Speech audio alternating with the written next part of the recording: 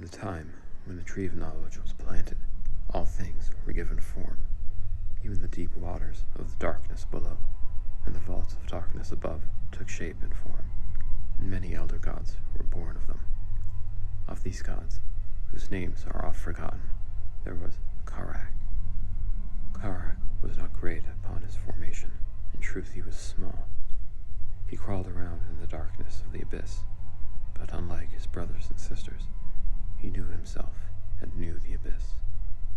So blessed and cursed by awareness, he felt pain and loneliness, and looked beyond the depths, but the thought of the light and the shade of the tree pained him no more. Existence was pain, and he would have no part of it. It would be better to not exist. It would be better for all things not to exist. Upon this vow, he consumed his brothers and sisters, and grew strong on their essences. This act, this first sin of Karak, caused him greater pain as he himself grew greater. He grew blind by his pain.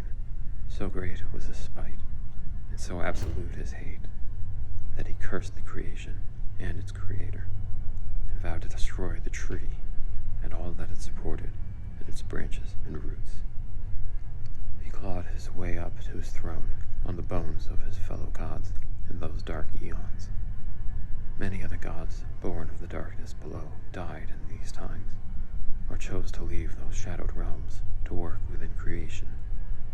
Those that remained grew old and powerful, but they were bound in subjugation under Karak. When there were no more gods to subjugate in the lower realms, Karak declared himself king of the darkness below, and took the name Knithagor, and set the boundaries of his kingdom. The kingdom he built to bring utter despair to those who lived among the tree and its roots and branches, to share his pain with all of creation as he destroyed it. He diverted many souls to his realm, delivering pain untold upon them as they were stayed from their true rest. With the borders of his realm set down, the king declared his war. His servants, and there were many, those birthed of the darkness below, or those that had fallen to the king's surface, surged out of his kingdom, and there was war with creation. This war continues to this day, and shall not end until the end of all things. Of the gods the king had subjugated, Sana was considered to be the wisest and most beautiful. She had not remained in the king's realm willingly, but her escape had been prevented by her circumstance. She obeyed the king with her words, but not with her soul, and for this goodness she is mourned. With the war declared, the king took Sana by force, and lay with her for 7 days and 7 nights, until the mother of those beneath us was broken beneath the king. When this was completed, he rose in her blood, and was from then on known as Shormarsh Odal, the Scarlet King. 7 children were born of Sana, 7 daughters of the Scarlet King, emerging from her broken womb. The king saw this, and took them by force to be his brides. Upon the 7 brides the king put 7 seals, so that they might never die, as Sana had died. With them the king gave rise to 7 ranks of abominations, 7 orders of leviathans, who became his most beloved servants, who marched at the front of his war. Of the 7, this can be said. The first bride was Ativik. She was beloved of the king, though her children were few. For her loyalty, her children were made wise above all others, and knew well the ways of war. By their hands they guided the war, and led to victory.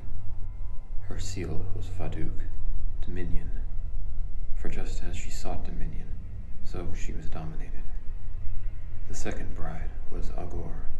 A great hole was rent in her soul that she could not fill, and so she despaired and wept.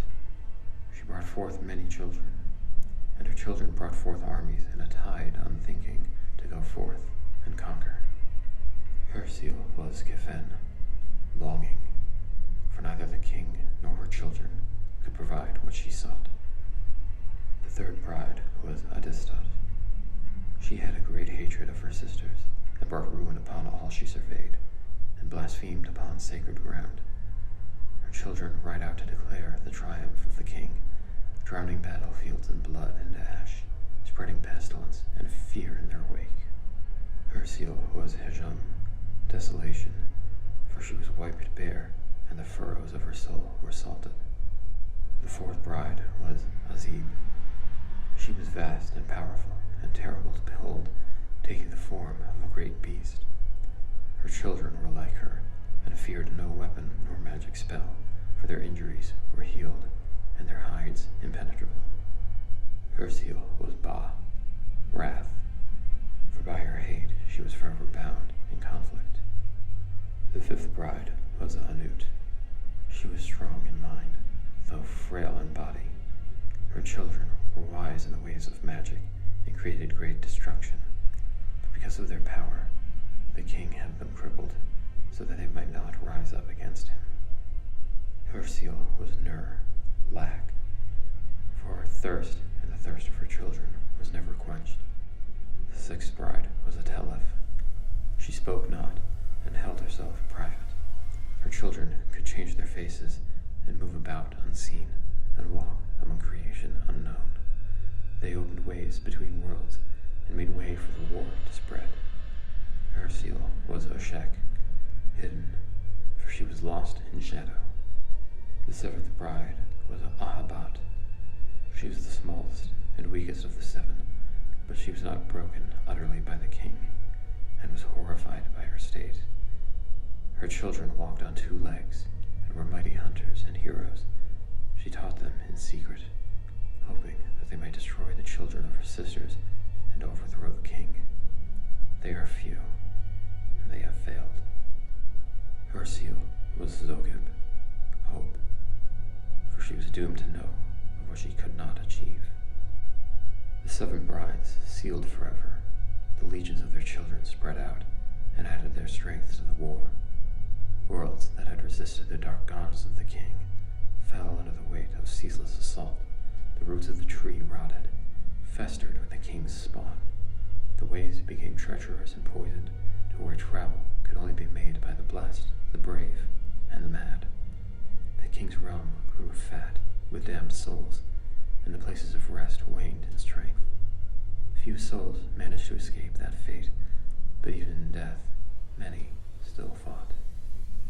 Many gods fell to the surface of the king. The grinding machinery of the factory who consumed all lent its mindless strength in blood and steel. The king on the gallows, he who was hung, tore at the tree's knowledge from within. The prince of many faces warped the wills of mortals, and Moloch, the horned one, brought forth their shame. Many more whose names have been erased also served. The king's many mortal servants recreated the establishment of his line in living effigy. It shall not be said that the king was unopposed in his conquests. Many gods and heroes among mortals struck back at the invasions of their worlds, serving under countless banners, but they fell in time, and their ages are past, and they are as blood and dust. The king and his armies approached the taproots, the center worlds, in all his wrath, and all his hate, and all his spite. He reaches out to corrupt and consume and destroy. Even now, his presence is felt. Time slips away. The brass goddess is broken. The serpent has fled. The heroes are gone. The children of Ahabat have been slaughtered to the last. The king's servants are already here, making straight the path for his arrival. With this arrival, the tree shall die, and all creation shall die with it. High above, the brothers of death watch the war unfold, hovering over the depths, as they always have. They know the outcome of the war, for they are the end of all things, but